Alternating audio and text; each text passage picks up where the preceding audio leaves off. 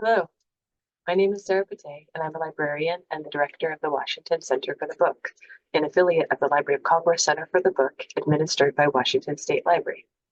The Washington Center for the Book promotes literacy and the love of books, reading, and libraries.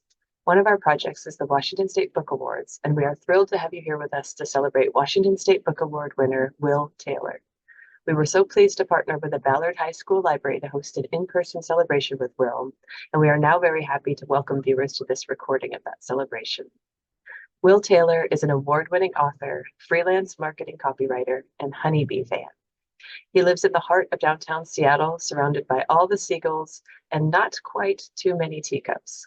When not writing, he can be found searching for the perfect bakery, talking to trees in parks, and completely losing his cool when he meets long-haired dachshunds. His books include Washington State Book Award winner The Language of Seabirds, as well as Maggie and Abby's Never-Ending Pillow Fort, Maggie and Abby and the Shipwreck Treehouse, Slimed, Catch That Dog, and the upcoming School for Wicked Witches series. Will, congratulations again on this well-deserved award. Thank you for sharing your work with Washington State and the world. All right, two things. First, thank you so much for spending time with me today, because I know this is all about you. Part two, how much time do we have total? We have until 1. We have until 1. So whatever you Okay. want to take, and we can talk books. Cool. Whatever you want. So I'm gonna probably talk for about 10 minutes.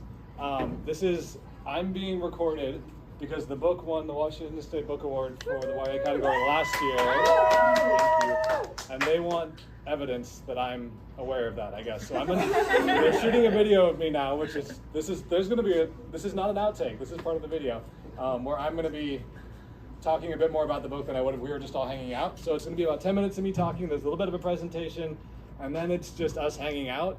I'm really hoping we can do just a bunch of Q&A. If you have any questions about publishing, if you have any questions about books, if you have any book recommendations, please give me your book recommendations. If there are books on these walls that you have read that I should read, please tell me about them. I actually know a fair number of authors, so if you have favorite authors, I might have met them. We should talk about them behind their backs.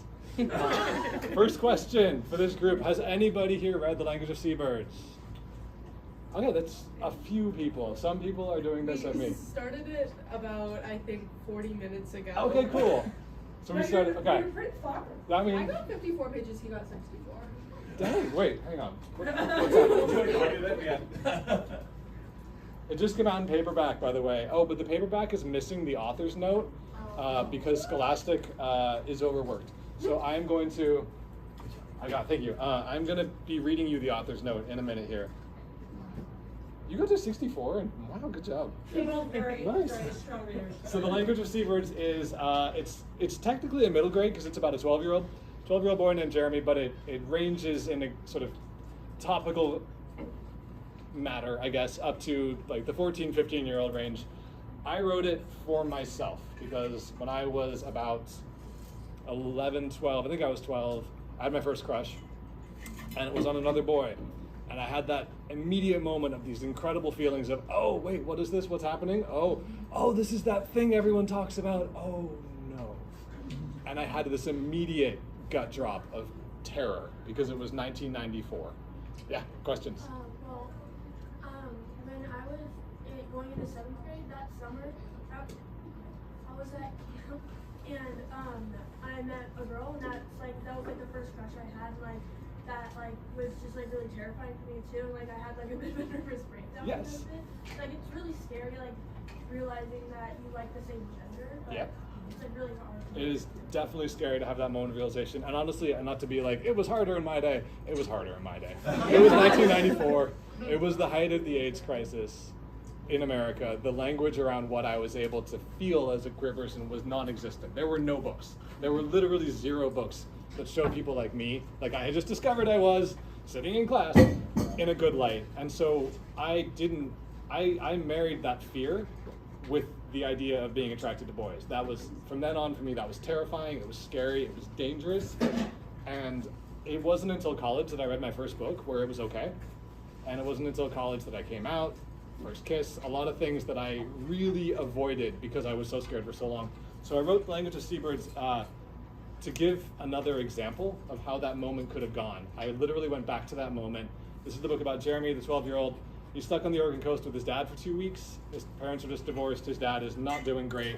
Jeremy's trying to avoid him. He sees a boy running down the beach and has that same moment. And this time it goes well.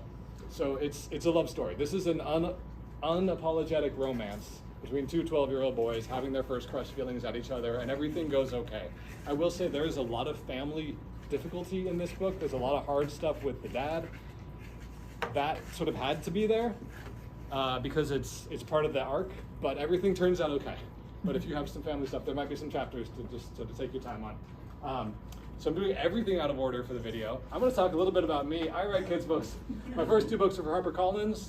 I'll do the books first. HarperCollins, they're Never Ending Pillow Fort, Maggie and Abby and the Shipwreck Treehouse. They're about kids who discover a secret network of pillow forts that only kids can get into. You can crawl from one straight into another all around the globe. And they immediately got into huge amounts of trouble. Slimes, under the pen name Liam Gray. This was my Goosebumps tribute. This is when I switched to Scholastic. Cat's That Dog, The True Story of a Poodle. This is from 1952, the world's most valuable dog. The poodle that kicked off the poodle craze in the 50s. Poodle skirts, all the rest of it was dog-napped. Famously dog-napped. No one ever saw him again. So I wrote the story of what happened next. All of these stories, my first 4 books, are silly, they're romps, they're comedy, there's some element of fantasy. I had no idea what to write next. I had no idea what I was doing. I had a whole list of funny comedy ideas for my agent, my literary agent, sent him a big list, and at the very end I tacked on a line of just, and I have this title in my head called The Language of Seabirds. I think it's about a 12-year-old boy falling in love with another 12-year-old boy on the Oregon coast.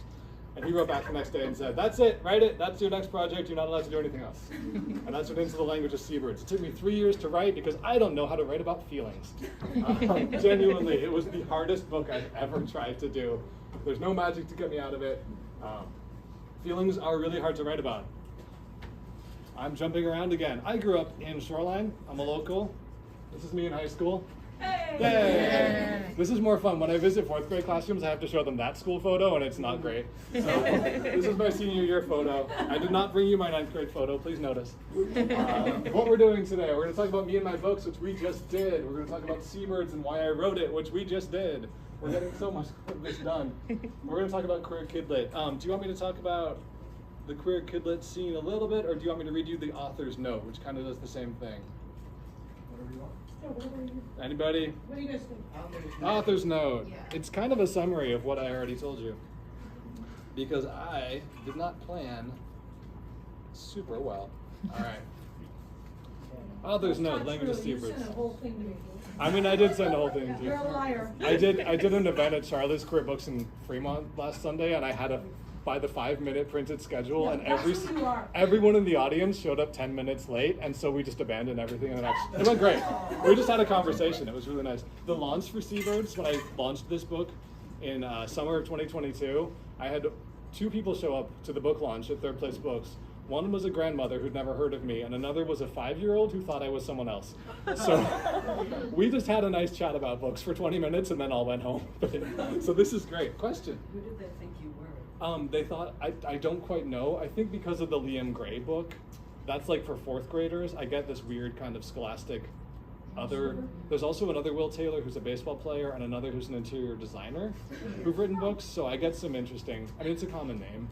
Yeah. But we had a nice chat. But this is great because there's more people here and you all know what you read queer books. Okay, this is the author's note. While the details of this story are fiction, many are rooted in my own life. Like Jeremy, I fell in love for the first time at the age of 12, an experience I remember vividly to this day. I also remember the moment immediately after when I realized what falling in love with another boy might mean. At the time it scared me, and with no idea what else to do, I pushed the love aside and hid the things my heart was telling me. I would end up hiding them for another 12 years. For LGBTQIA+ kids, the big feelings that often first arrive during the late elementary years can come with extra complications. Moments that should be happy become snarled in worry and fear, and it can take a long, long time to get them untangled. Many kids do what I did, learning early to monitor, hide, and tamp down their emotions, and sadly that often includes the really good ones, like love. In the Language of Seabirds, I wanted to write a story where the main character gets to celebrate big feelings instead of pushing them away. Fear and uncertainty still show up on the page, because those things are part of our world, but in this story, they don't win. I chose to hide when I was 12 because I was too scared to do anything else. My hope is this story will provide an alternative, a blueprint for another choice for any reader who might need one. the secret of this book is that Jeremy and Evan, runner boy, the boy he sees running, create a secret language of seabird names, the names of seabirds, to be able to tell each other what they feel, all the things that they don't know how to say yet. When you're that age, having these feelings, there's no training. You know, no one teaches you how to have a crush. No one teaches you how to tell someone you like them, especially when you're feeling incredibly vulnerable. So this book is honestly about speaking in code, even to the person you really like, and then that code becoming a shared experience. They build an entire secret language that they can use around the grown-ups, that they can use in front of other people, that they can build into the world. There's a, has anyone read Neil Gaiman, The Ocean at the End of the Lane? Cool. It's a weird one. It's really weird. They're gonna make a movie of it. These two kids basically find out that there are these bubbles in the world, these sort of enfolded spaces where you can get inside. That's what they create. They create their own version of the Oregon coast just for the two of them, and basically get to spend all this time running around, falling in love. It's only 2 weeks long. They meet, they spend a week figuring out they like each other, and then they only have a week left before they have to say goodbye. So it's kind of heartachy. It's that immediate like, oh no, but also a week can be a really long time when you're running around on the Oregon coast with someone you like, and your dad is too busy being a worried grown-up to know what's happening. Do we have any questions? I feel like questions might be useful at this point. Grown-ups got some questions. I have all sorts of questions. And this is probably a terribly hard question, but I ask it of anyone, my students get it too. Oh, do you have something else to say first? I'm supposed to talk about the significance of the book award at some point for the video. Do that. Yeah, let's Go. do that. Let's get that checked off. Okay, cool. So the Washington State Book Award is an incredible honor. When I first published, clickers. Oh, I forgot about that one. That's the book. That's the one about the book. Oh, this is my next book. It's coming out in September. I have a whole new series with Scholastic called The School for Wicked Witches. It is an absolutely shameless latch-on to the Wicked movie. That we started last year. It's a trilogy. It's about a girl who gets sent to the school for Wicked. It's set in Oz. It's basically. Has anyone read any Terry Pratchett, Discworld?